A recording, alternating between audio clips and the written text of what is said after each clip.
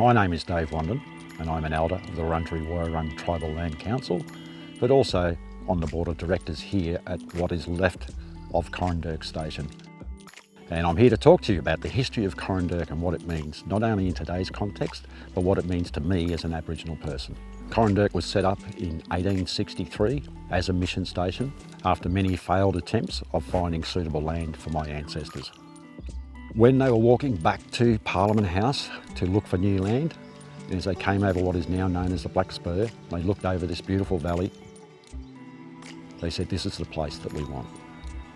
And that's where the story of Coranderrk begins. Because it wasn't something that was set aside by the government.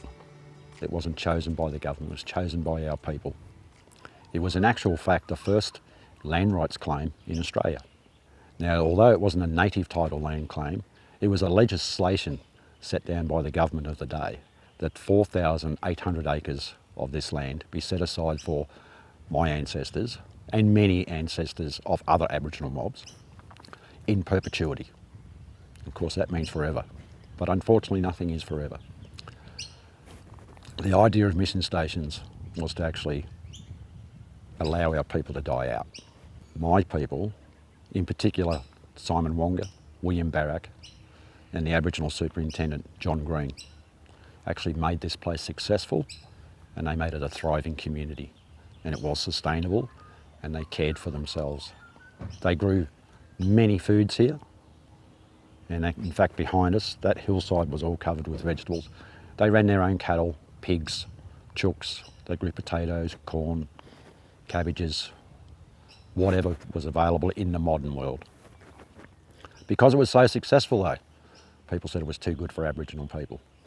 There was a famous inquiry held here into the state of Aboriginal people in Victoria, of which William Barrack was very influential. Unfortunately, it was a battle that was lost. So by the end of 1924, the land had all been carved up and our people were moved off to Lake Tyers, which is the last remaining mission still that's in existence today, but it's not a mission. It's actually run by Aboriginal people for Aboriginal people. And I'm standing here in front of the remaining building that was left on this place when it was carved up and sold off to early settlers. And it's where everybody, when they come here, they all want to see the house. It's a 2-storey, 11-room house. This house was built by my ancestors. The bricks were actually, the clay was quarried off this property and they were fired in a purposely built brick kiln to erect this house. So that's why it's important as a historical thing. What I see though, is it's the only building that remains. All the other buildings that my ancestors built were all torn down. So the thing was, when they closed this place down, they wanted to remove all evidence that it actually existed, and they left this monument behind. Now, we do have our elders living in this house, or one elder and his partner, so we've claimed it back.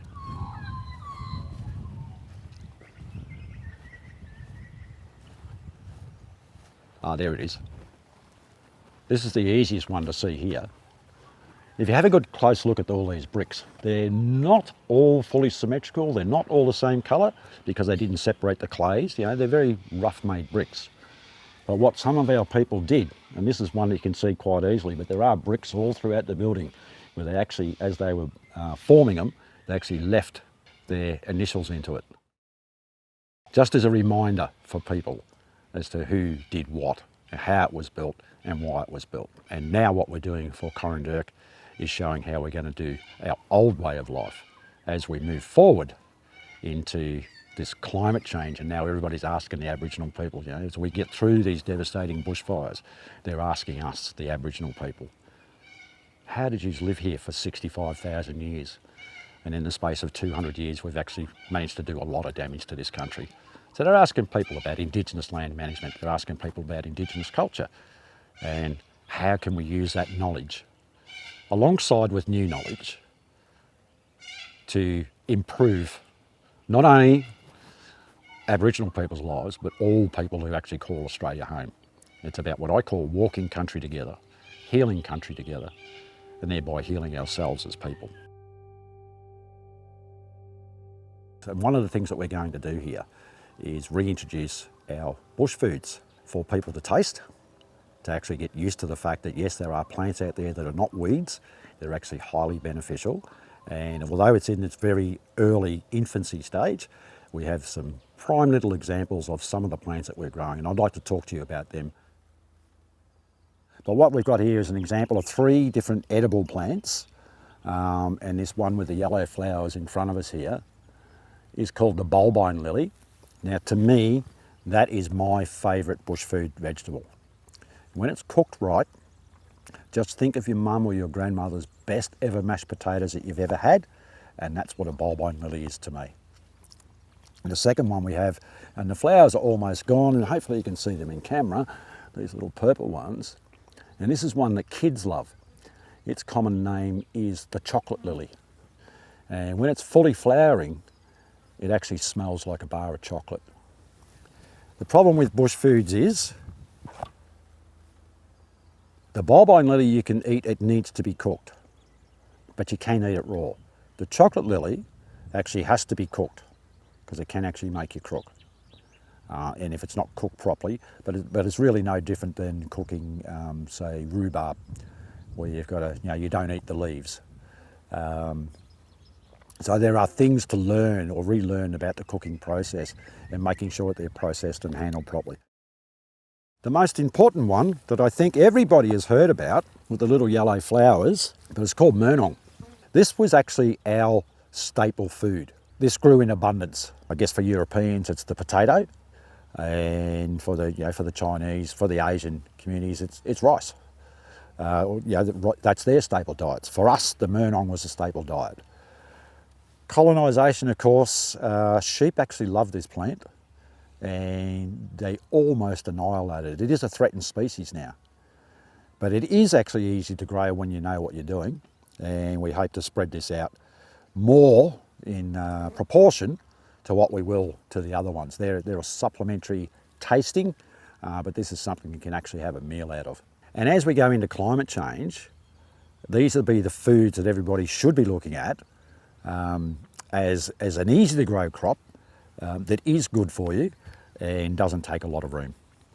So this is about climate change adaptability. How do we actually move forward? Could we just run cattle here like it's always been done? We can, but is it long-term sustainable for all the various food groups that we all need, which all the scientists tell us about, which was stuff that our ancestors knew. And as I walk through here, I imagine it in a few years' time, when it'll be all the native flowers, not only for the foods for us, but the native plants for all the other animals and birds and insects that can actually use that and get back to them having their native foods as well. And it's a long journey, and it seems like it's a big job, but it can be done. We've shown the little bits that we have done are achievable.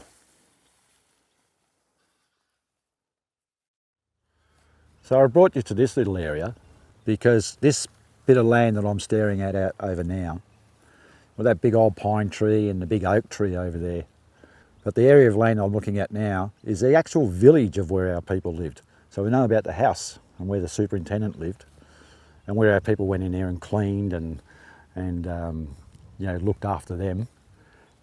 So were trained for domestic service and all those kind of things. But this is where they would actually, at the end of the day, come and live. And they weren't humpies, as people call them. They did start off building slab bark huts. And after a time it was realised that it was actually detrimental to their health because they couldn't move any further than this property without special permission.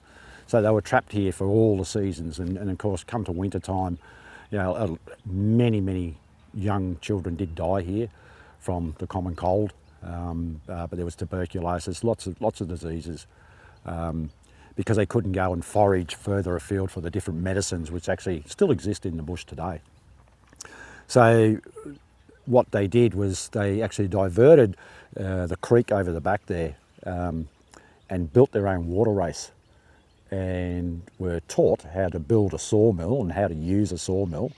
And from trees that were collected from nearby, they started up a sawmilling business and then built their own timber homes And of course the most prominent one, which of course none of that's here now, all of those were very, very quickly ripped down in the final closure in 1924. So we lose a bit of the story.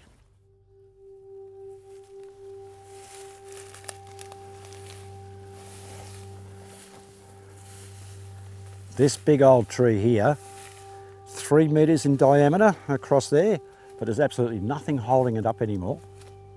It's been blasted by lightning.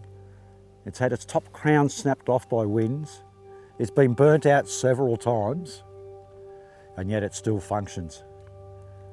And that's got, you know, potentially 400 to 500 years of stories.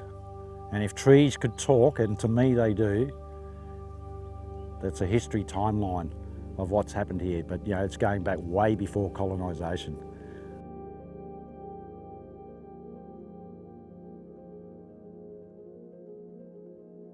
Yeah, I come here because I'm surrounded by the manigums. And in actual fact, the name Wurundjeri comes from the tree. And actually all of our language comes from the land. Wurrun means manigum, and Jerry is the grub that lives underneath the bark. The grub has an important part, not as a food, but the grub puts the designs in the bark. When you see all those artefacts in the museum, or you see them in the tourist trade, and there's drawings on them and paintings, the outline, or the tracing if you like, is what the grub leaves behind. And that's how you actually can write a story into that piece of bark. It's not just a piece of bark to carry around, it's actually significant. You would hang on to it all your life once you make it. My beautiful Yarra River, or the Birrarung as it's now called. This leads all the way into Melbourne, and it's from here that William Barrack began his walk for the petitions that he went to the government for, to actually protect this land for the future. So we have the manigum, which gives us as people the name Wurundjeri. We have the Yarra, who people recognise us as being the Yarra people, but the place which we declared home was named after this particular tree, the Coranderrk bush.